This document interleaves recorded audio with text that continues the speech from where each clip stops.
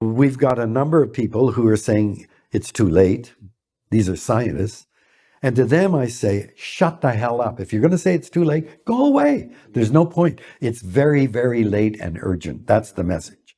If we've got a 5% chance of keeping temperature below 2 degrees this century, we got to go all out the way the Americans did to beat the Russians in space. This is the challenge of our time. Smiling, I think in a minute you'll hate me. So I have mixed messages. Well, actually, good news and bad news. The bad news is, on current trajectory, most of us here today will not be able to live to our full biological lifespan potential. So that's some grim opening.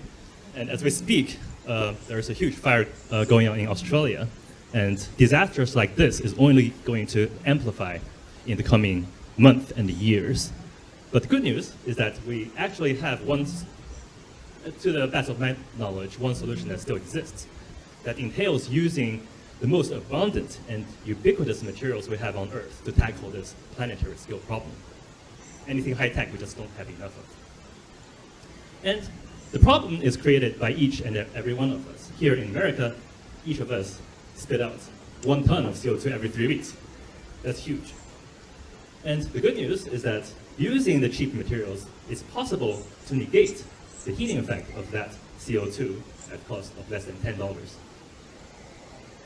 But first, we need to be really honest about several facts. First, we will settle once and for all that climate change is real. But second, maybe a bit of a shocker for people here, we actually cannot let go of the fossil fuel industry immediately. We are literally addicted.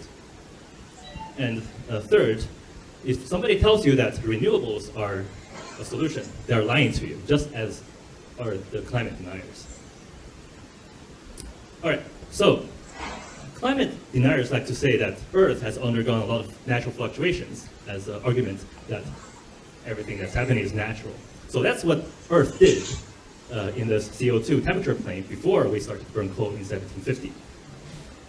And it's going around, but look at the logarithm time scale, the motion is very slow.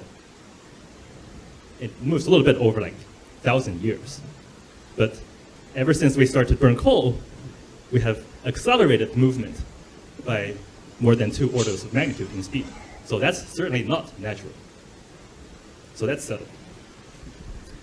And this trajectory is bringing the Earth system rapidly out of parameter space that life on this planet can survive. So plants certainly do need CO2, but at a height too high of this concentration, then animals will start to feel the acidity and die off. On the temperature axis, even 1 degree Celsius can be too much for certain species. And the 2 degrees has been shown to be basically universally detrimental for most experimental systems that's been examined.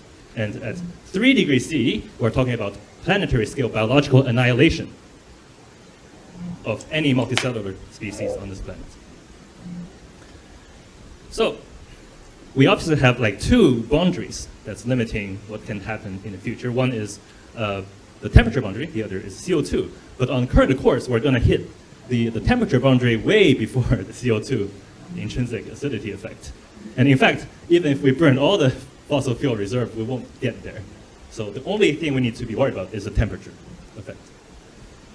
We desperately need a way to gain negative mobility on the temperature axis. So that's what we need to achieve.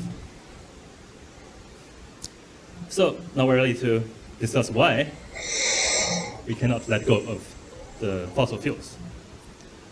So when we burn fossil fuel, we emit CO2, but also aerosols that can scatter light. And part of the sunlight gets reflected back into space. And the amount of cooling is substantial based on best studies and simulations. It's about 2 watts per square meter everywhere on Earth. And that translates to about 1 degree of heating if we removed all fossil fuel emissions and the consequent aerosols. So those are papers that you can consult if you're interested. So assume that we go into 100% renewable as of today. What would happen? First of all, removing aerosol will pretty much, within 5 years, give another degree Celsius rise in temperature. And then thereafter, the rise in CO2 and temperature will be slower compared to fossil fuel economy, but it still happens because the infrastructure still takes energy and resources. And a certain technology like wind generate heat due to friction loss in its energy generation process.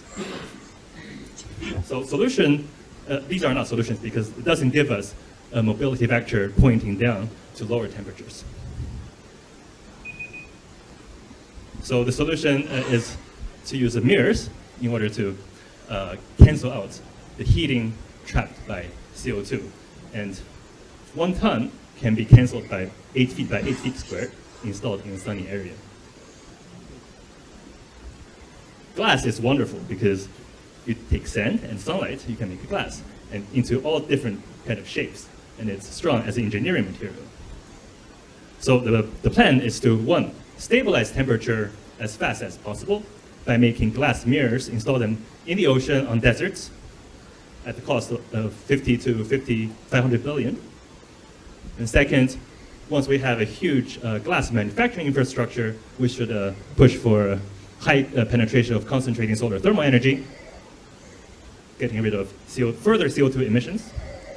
And then finally, we can talk about drawing down CO2. For example, if you take oyster shell, just heat, then you get calcium oxide, which then you can scatter into the ocean to neutralize CO2 that dissolves into the ocean. So here is the roadmap to on how to survive the next 50 years. Thank you.